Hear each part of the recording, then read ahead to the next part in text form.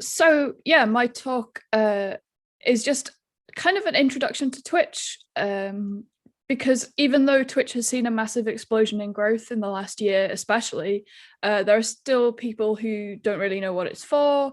It's one of those kind of internet phenomenons that you don't know what it is until you get told, or you kind of dive in, and so I just want to tell you all about it, and how you can get a lot out of it, both as a viewer if you just want to go and watch, or as a broadcaster if you want to start streaming.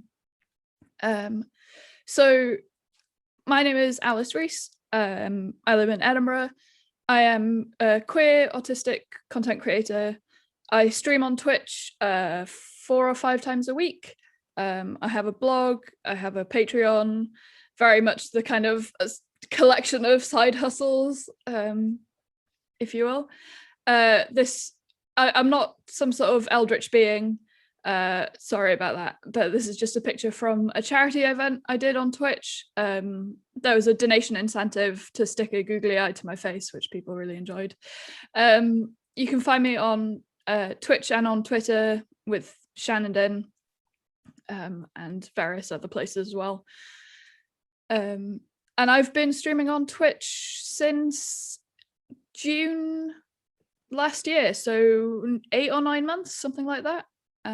So I'm not an expert. I'm still very much, figuring things out as I go along. But I think my experience has some value to share. So yeah. So Twitch basics. Twitch is a live streaming and viewing platform. You can go there as a viewer to watch, and you can go there as a broadcaster to broadcast. As of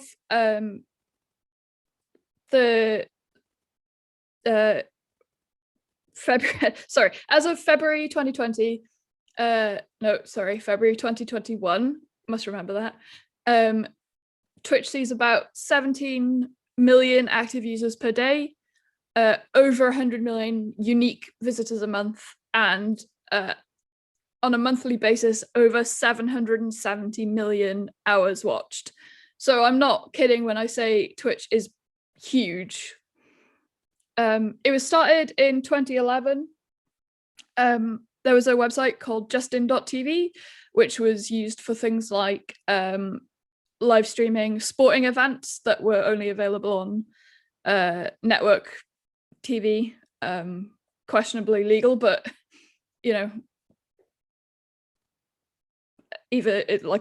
that's kind of where the whole thing got started. The site justin.tv took off, and then in 2011 they launched a separate gaming specific platform called Twitch, and then it was purchased by Amazon in 2014 for $970 million. And then, so something that's quite interesting is that Twitch has now kind of come full circle. It's no longer just about gaming, and it is very much for basically whatever you want to use it for.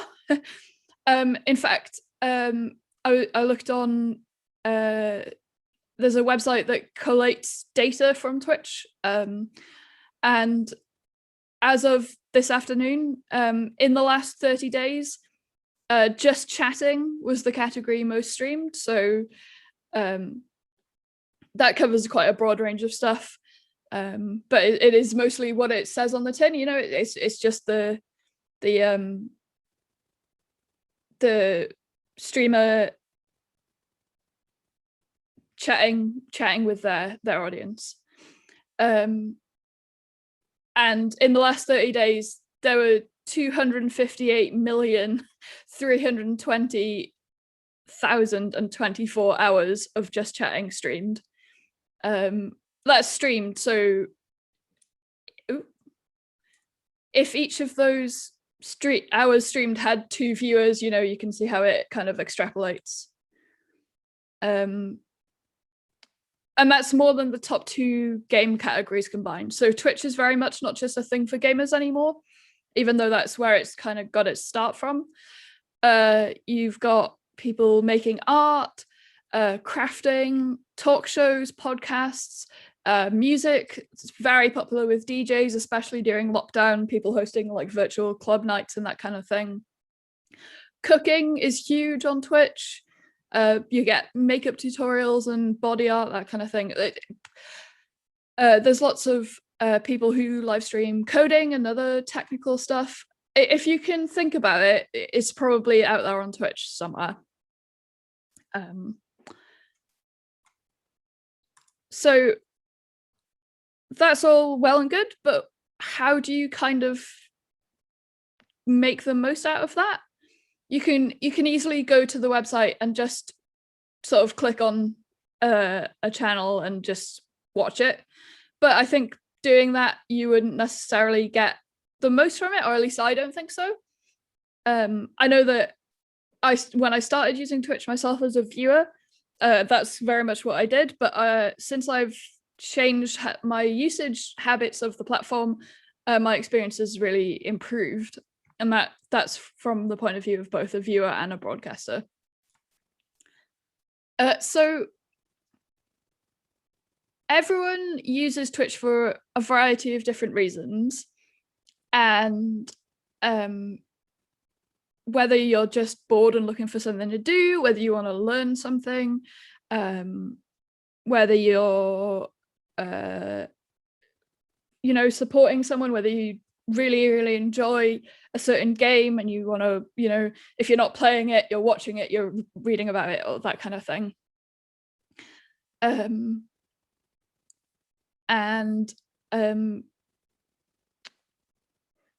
Yeah, so the first thing that you need to decide when you decide you're going to start using Twitch is do you want to be a broadcaster? Do you want to be a Twitch streamer? And if so, what are you going to stream? Is it going to be a video game of some sort? Have you got a particular skill in cooking? Do you want to share your baking process? Do you want to work on open source software? There are people who stream the process of writing their novel. Like I said, it's very much a kind of anything goes. There's even like partnerships between Twitch and professional sports. Again, particularly during lockdown, this has been really a popular way to watch professional sports. And above all of those things, like all of these categories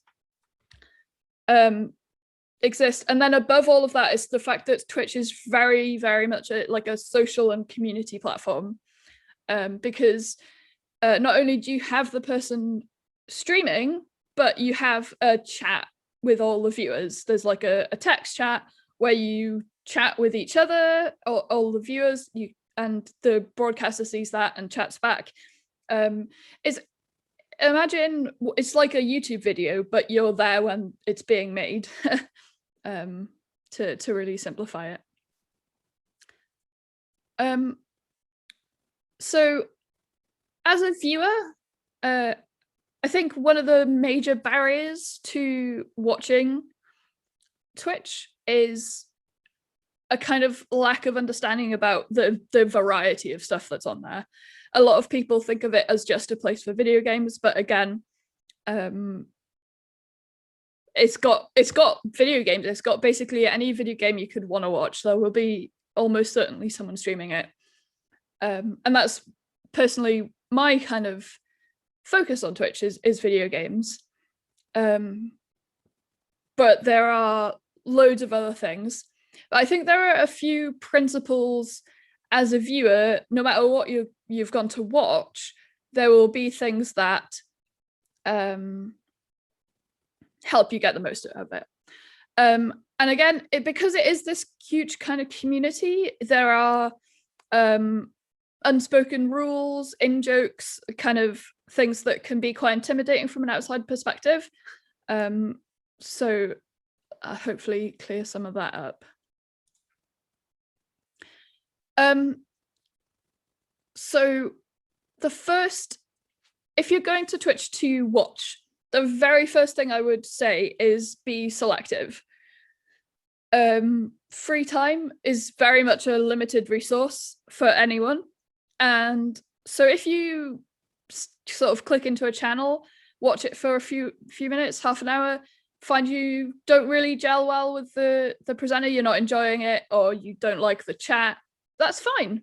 There's no commitment there. You don't have to stay, move on, find some, like, just dip in and out until you find a place where you kind of really vibe with the atmosphere, where you really like click with the streamer, where you like the chat, and kind of don't feel tied to one streamer just because, you know, they're the first person you clicked on when you found the website.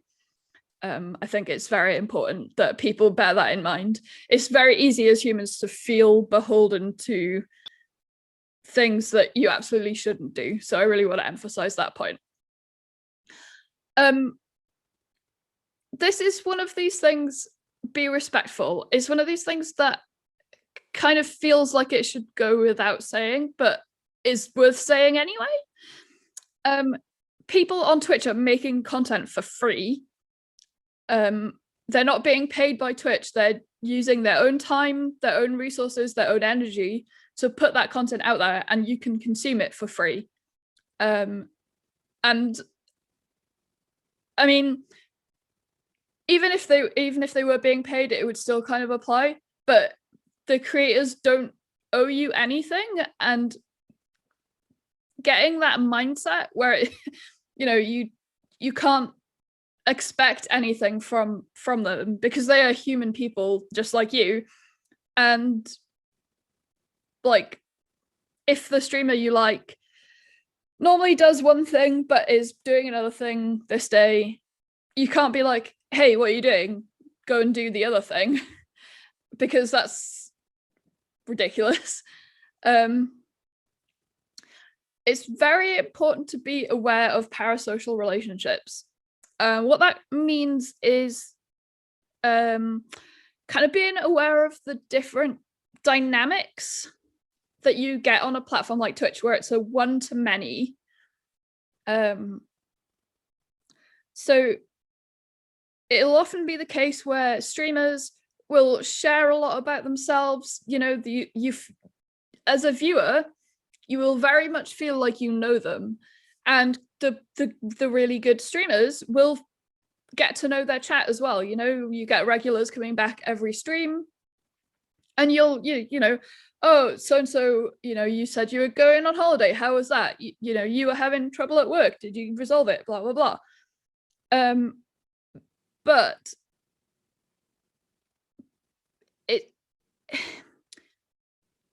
I'm absolutely not gonna say that friendships on Twitch are not real, but I think it's very important to be mindful of that sort of quite unusual dynamic, that they feel a lot more intense. Especially, you know, streamers might stream for 6 hours a day, 5 days a week, and if you go to all of those streams, you might feel like you spend a lot of time with that person, but there are 200 other people in the chat who also are there. And that's, you know, that's by design. The streamers deliberately make it feel warm and cozy and community-like. But yeah, it's very much on you not to put too much on that. Another thing to remember is that Twitch chat, you can engage with that as much or as little as you like. Personally, when I'm a viewer, I love getting involved with the chat. I love talking to the other people there. I love talking to the streamers. For me, it's very, very social, and very active. However, there are lots and lots of people who use Twitch who are very passive. They just open the stream and then they go about their day. Maybe they just like to have a friendly voice while they're working. You know, they really like the game and they aren't interested in the banter. You know, there are hundreds of reasons why, and the reason why doesn't really matter. you absolutely do not have to engage with chat any more than you want to. And like, I think it's important to bear that in mind, because it can be quite intimidating when you log onto a stream and there's like just a kind of flowing chat message window, and you kind of, oh my goodness, I'm never going to keep up. That's fine. You don't have to if you don't want to. And the last one is like, abide by Twitch's rules and the rules set by each content creator. The creators set the rules for their own channels, and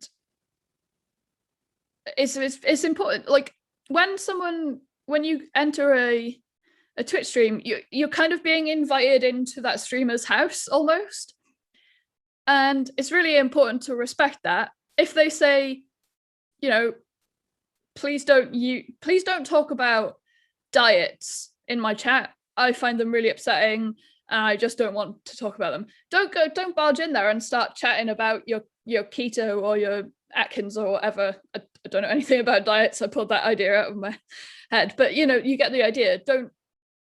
Don't just because it's the internet and it's anonymous,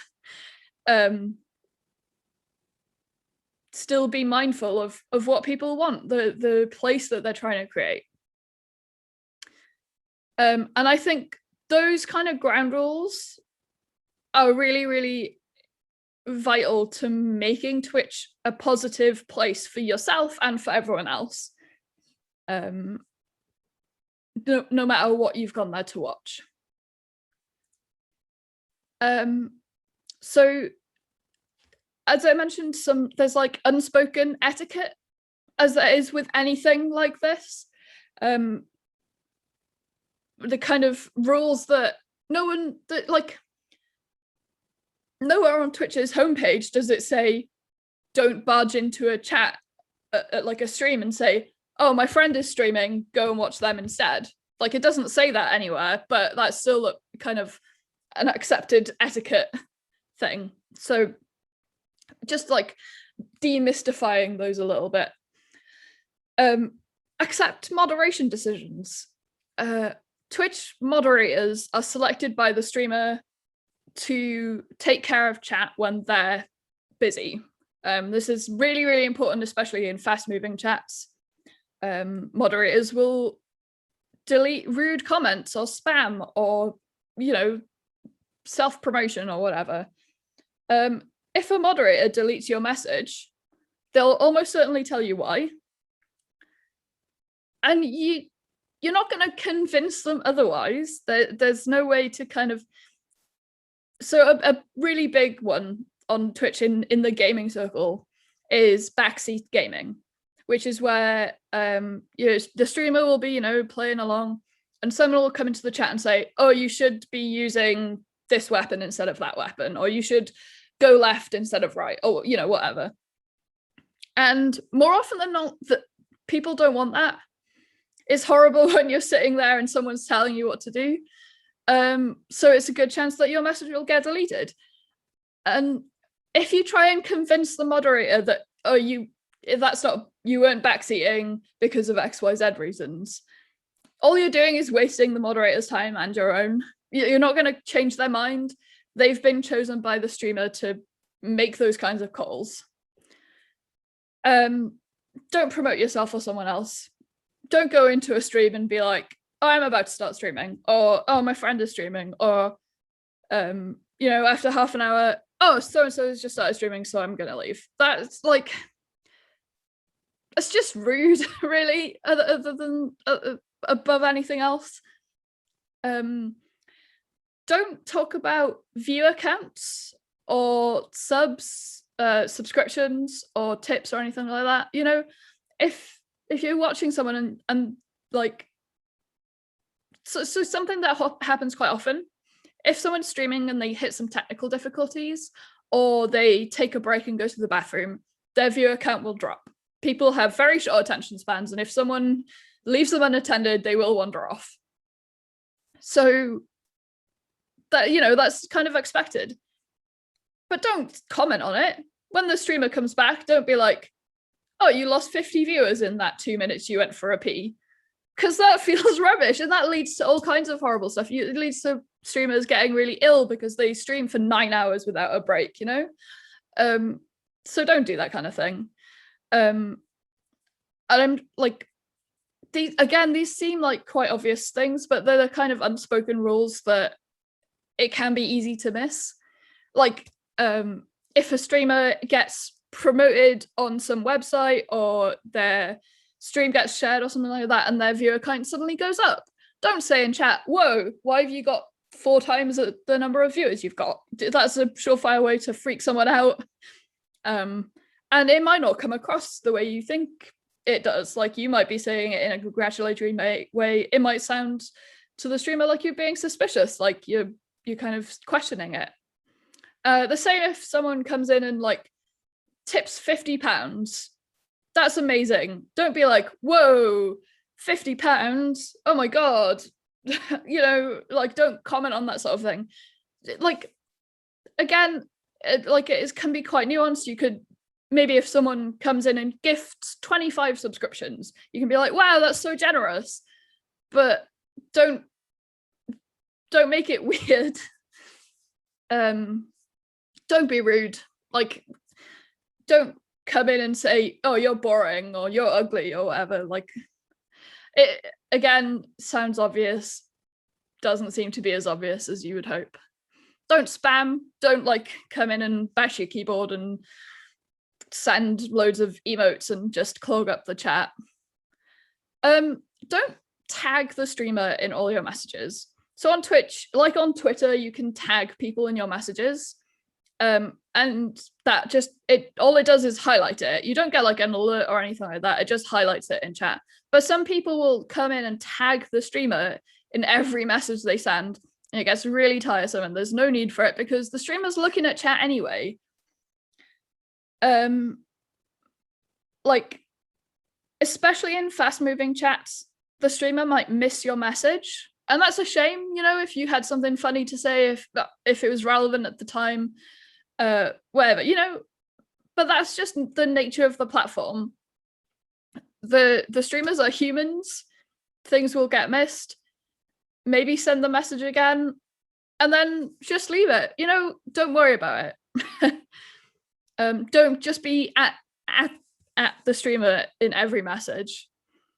If a streamer is playing a multiplayer game, don't hassle to be involved. They've probably picked who they're going to be streaming with. I can say personally, I would only ever stream a multiplayer game with someone that I trusted very well, because that person's going to be on my channel interacting with my community, and like, I become associated with their behaviors in a way. So I would only ever do that with someone that I trusted very well. I would never let someone who just came into my chat and said, oh, what, you know, can I join your lobby? No, it's just not happening. And it would be very rare for that to be acceptable, unless the streamer's like saying, does anyone in chat want to join in? Then yeah. Remember that the streamers and the people in chat are real people. Like, no one's infallible. They all have feelings. It's something that is so easy to forget on the internet, apparently. Or at least it seems that way sometimes. And don't be afraid to like Google and ask stuff. So again, Twitch is like a place with a lot of culture. It's its own culture. And this comes up particularly with emotes. In fact, the Twitch website has a page to explain some of its most used emotes on the platform. Because you can come in there and like, there's one emote that's often used to denote sarcasm. But if you don't know that, then like, it's just going to look like someone's being really weird. So, you know, ask like politely, what do you mean by that? What is that emote for? Or just Google, like, the emotes all have names, just Google them. Like, don't worry that you don't know everything. Like I said, I've been streaming on Twitch for 8 or 9 months and using it as a viewer for way longer than that. And there are still emotes that I'm like, this is clearly meant to signify something about the message, but you're gonna have to tell me because I just don't know. Yeah, so those are the kind of viewer etiquette things that I think it's worth being aware of. So as a broadcaster getting the most out of Twitch, the same kind of concepts apply, respecting people and that kind of thing. But having a great experience is much more, it's very different. I think you've got to be very clear about your motivations. Why are you streaming on Twitch? Are you looking to make friends? Are you looking to share your knowledge? Are you looking to create a community? You know, there are loads of different reasons why someone might want to stream. And you've got to really be in touch with that because that will inform everything else that you do. Cultivate your community from day one. If there's someone there who's making you feel a bit uncomfortable just because they're a regular, in the early days when you've got 1 or 2 viewers, it can be really tempting to just be like, I'll let them off, you know, because there's only 3 people and numbers are numbers. But don't do that, because it's kind of the broken window theory, you know, like a broken window makes the neighborhood kind of go downhill. Like 1 bad apple in your community will deter like 10 nice people. Recruit moderators that you trust. I kind of mentioned this before. The moderators are an extension of you in your chat. They handle spam, they handle trolls, they look after things when you're distracted. They're really important. Trust them and value them. Set clear rules for your channel and ensure they're enforced. Don't let anyone kind of get away with it, because then that'll lead to someone else trying to get away with it, and then your rules are being trampled. Take advice from other people, but don't compare your journeys. You don't know what circumstance led to someone getting big. You know, maybe it was something horrible. Maybe something horrible happened to them and they got loads of viewers from that. Don't compare your journey to someone else's. Just compare your stream today to your stream yesterday. And if you feel like you've improved a little bit, then that's really the only comparison you should be making.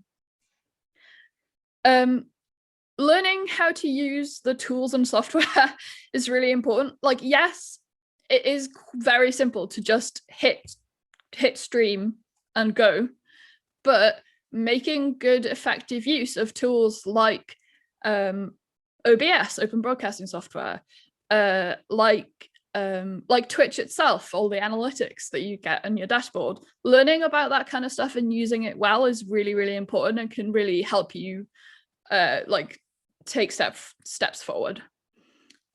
Keep something back for yourself.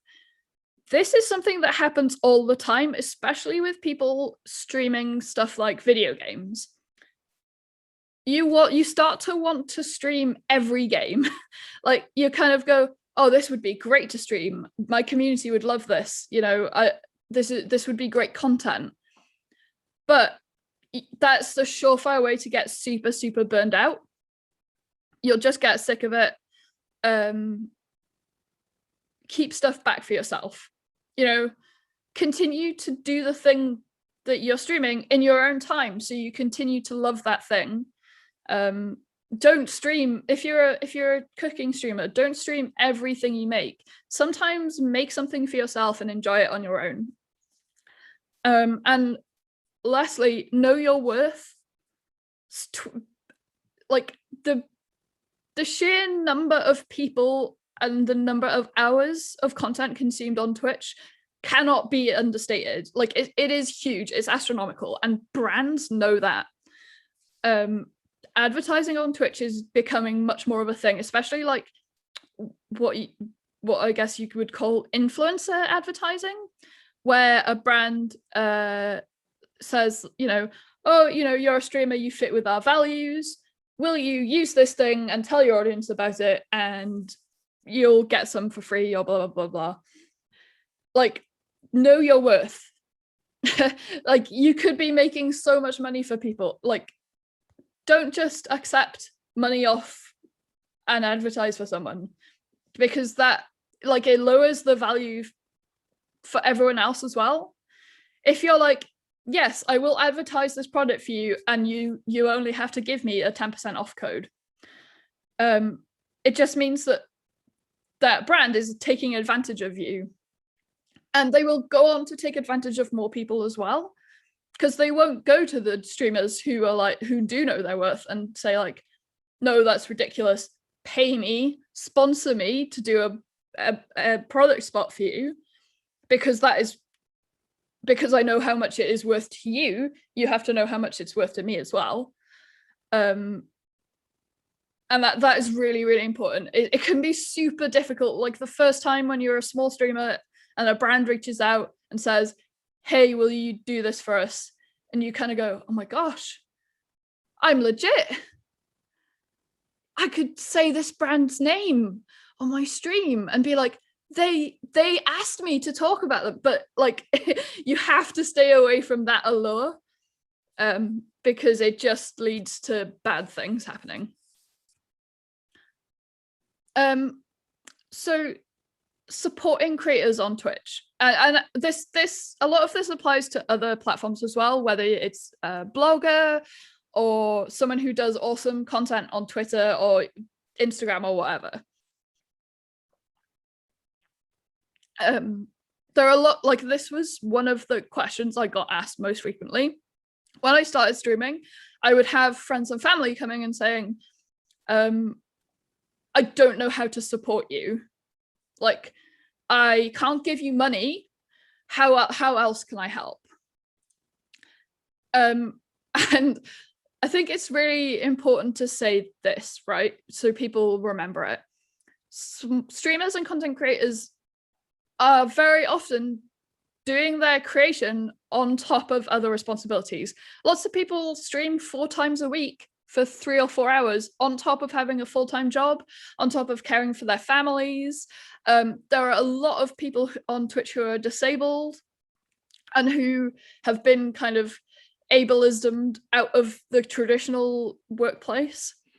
And brands especially, and entitled people, show time and time again how little content can be valued. So I think it's super important, and this is something that I've always stood for, even before I started streaming myself. If you can pay a content creator for their work, do, because they put time, they put effort, they put emotion into that work, and that is really, really valuable. It's like cutting art budgets and then wondering why there are no great painters in the age, you know, that kind of thing. So there are loads of free ways you can support people. Actively engaging with their content, like actually, like, go to their Twitch stream, chat, hang out, like become part of their community, join their Discord, retweet them, like that kind of thing. Engage with their social media. If a streamer tweets that they're going live, retweet them. If they tweet, like, and you know that maybe you don't want to, that's fine.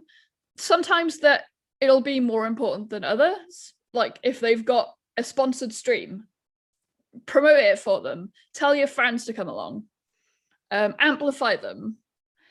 Lurk in their streams. So lurking is specific to Twitch, but it basically comes down to, you open their stream, and you turn off your speakers and you go about your day, and you just sit there and you count as a viewer for that person. And I know that sounds like gaming the system, but it's such a numbers game that so many viewers on Twitch are made up of this, and it's such a huge way to support someone. It's so valuable to people. Become part of their community. you know, when someone new wanders into their chat, say hi, welcome in, you know, how are you? How's your day been? You know, chat to people, like become part of their community. Chat to each, like a great thing for a Twitch streamer to see is that their community does things without them. Like you want the community to be semi-organic. Like you brought them together, but it's not about you, because that becomes quite unhealthy. Don't create more work for them. Don't drag them into an argument on Twitter, you know, don't at them in some sort of petty squabble and be like, oh, what do you think? Or, oh, you were saying this on stream the other day, blah, blah, blah. You know, don't do that kind of thing. Maybe you think you're helping, but you're almost certainly not. If you've got Amazon Prime, you can, for free every month, subscribe to a channel on Twitch. And every month, all it costs you is a little bit of admin, but every month that is free money for that creator. Like, you're already paying for your Amazon Prime. It doesn't cost anything on top of it for the Prime gaming. And that is a subscription to that user, to that creator, that would otherwise just be going to waste. Like if you have Amazon Prime and you don't use your Prime gaming, you're kind of giving money to Jeff Bezos. That's the way I see it anyway. And of course, there are tons of financial ways you can support people as well. I know a lot of people don't actually want to financially support through Twitch because it is part of Amazon. And there are loads of ways you can support outside of Twitch. So you can subscribe, gift subs, and cheer with bits on Twitch. But there's also often Patreon. People will have tip URLs where you basically just send them money. Ko-fi is very similar to Patreon. People have merch. They might have Amazon wish lists or Steam wish lists or whatever. You can send stuff to their PO boxes, use their affiliate links. And if you can't do any of the rest of that, just disable your ad blocker when you're consuming their content. Like if you want to support a streamer, that's the kind of the smallest, littlest thing. Like, so I've been streaming 4 or 5 times a week, every week since last June, and I have made in total less than $10 from advertising. Like, it's so small, but it, like, if that's all you can do, that's all you can do, and they will appreciate it. So Twitch is not perfect. Very much isn't perfect. And it's very easy to kind of say, well, you know, why don't you go somewhere else? Why don't you use Facebook gaming or YouTube streaming or anything else? And it's very much a case of Twitch is where the biggest audiences are. It's where it's easiest for your content to get monetized. It's where you've got the most control. But there are still downsides. Twitch often makes poor choices. It is connected to Amazon, like I said. So, like, I am very much an intersectional feminist. I believe in supporting and uplifting marginalized creators. And when you look at Twitch's kind of history of that kind of behavior and their behavior, it can be easy to think that that being on Twitch and being an intersectional feminist are at odds with each other. But it's a case of like maximizing the good you can do whilst also accepting that the 3 big places to live stream are Twitch, Amazon, Facebook, and YouTube, which is Google. And I don't think you could easily say that any of those is better or worse than the other. So it's one of those weird things where no one on the outside can quite know what Twitch is doing in this regard, right? That you can tag your live streams with a variety of things. So when you set your category, say you're gonna live stream Skyrim, your stream will automatically get tagged with things like RPG, open world, blah blah blah, whatever genre they think that the game is in. But you can also add your own, and Twitch has an LGBTQIA plus tag, so you can add that. But there's a lot of ambiguity. People will add that tag and say, oh yeah, I've added that tag because I am an ally. And, you know, is that right? Should it just be reserved for people who are in that community? There's been a lot of uproar over Twitch recently, centering marginalized creators in the spotlight. So it was last month was Black History Month. So they had like a big portion of their front page dedicated to showcasing Black creators, but without giving those creators any additional support, no extra moderation tools. So it's very much could be argued that they were just opening them up to receive a lot of abuse. But then again, those creators receive that abuse on the platform anyway.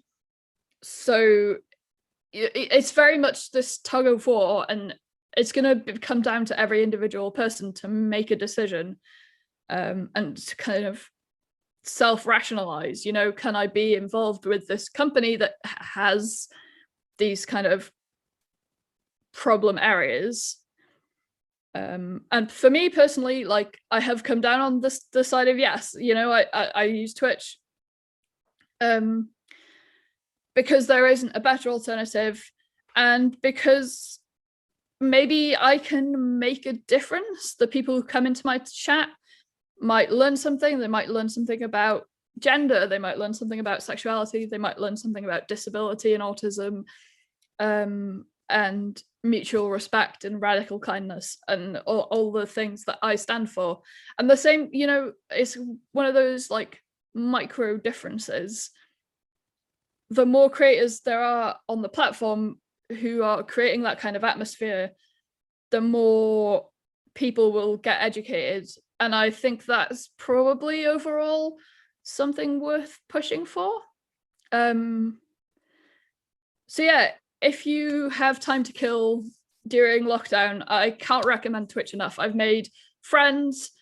I've reconnected with old friends. I have done things I never thought I'd do. I've raised over £6,000 for charity. I've covered my face with googly eyes. I've had a logo designed and printed on clothes that people have purchased and worn out in the public. Like, it really does have a lot of opportunity, and yeah, I think it's kind of awesome. Yeah. If you want to find me, you can find me on Twitch and Twitter. That's my little mascot. His name is Hans Grubber, and he is a grub from Hollow Knight with a little Skyrim hat on. It was a good idea at the time. And yeah, I'd love to answer any of your questions.